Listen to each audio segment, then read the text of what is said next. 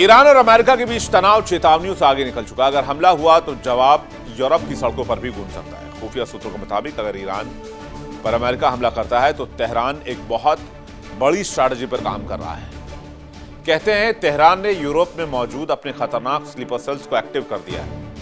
इन sleeper cells के निशाने पर होंगे यूरोप में मौजूद अमेरिकी सैन्य अड्डे, अमेरिकी दूतावास और अमेरिकी नागरिक।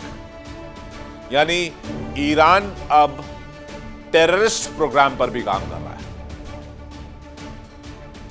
ईरान के जो एजेंट हैं वो अमेरिका के शहरों में छिपे बैठे हैं, यानी कि एक स्लीपर सेल की तरह हैं। तो क्या ईरान टेररिस्ट अटैक कराएगा अमेरिका और यूरोपीय कंट्रीज में? कहते हैं अमेरिका के अंदर साइबर हमले भी करा सकता है, ड्रोन हमले भी करा सकता है। IRGC ऑनलाइन ग्रूमिंग के जरिए भर्ती कर रहा है। ब्रिटेन और यूरोपीय देशों में IRGC का नेटवर्क एक्टिव है। दुनिया भर में ईरान के प्रॉक्सी नेटवर्क फैले हुए हैं, यह भी दावा किया जा रहा है। यानी जंग सिर्फ मिडिल ईस्ट तक सीमित नहीं रहेगी, बल्कि यह आग यूरोप तक पहुंच सकती है। खुफिया अधिकारियों का कहना है कि स्लीपर सेल्स सालों से शांत बैठे हैं, लेकिन इशारा मिलते ही यह नेटवर्क तबाही मचाने की पूरी ताकत रखते हैं। ईरान की प्लानिंग यह है कि सीधे युद्ध में उतरने के बजाय प्रॉक्सी वॉर कराना, दूसरे देशों में मौजूद इजरायली और अमेरिकी दूतावासों पर हमले कराना। ईरान ने पूरी दुनिया में मौजूद अपने स्लीपर सेल और सुसाइड बॉम्बर को एक्टिव कर दिया है। ईरान के स्लीपर सेल के टारगेट पर इजराइल और अमेरिका के ठिकाने हैं। ईरान ने इजराइल पर मिसाइल हमले और साथ साथ दूसरे देशों में मौजूद इजरायली दूतावास को टारगेट करने की रणनीति बनाई है। यूरोपीय देशों की सुरक्षा एजेंसियां अलर्ट मोड पर है। अमेरिकी ठिकानों की सुरक्षा बढ़ा दी गई है और हर संदिग्धों पर पैनी नजर रखी जा रही है। अब आपको बताते हैं ईरान की प्लानिंग क्या है। दरअसल ईरान अपने स्लीपर सेल्स को एक्टिव कर रहा है।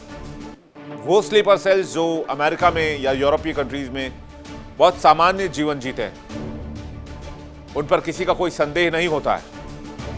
वो अपने आसपास के लोगों से घुल मिल जाते हैं, इसलिए उन पर बहुत कोई ध्यान नहीं देता जब तक उन्हें अपने देश से जासूसी, तोड़फोड़ या हमले करने के लिए ऑर्डर ना मिले।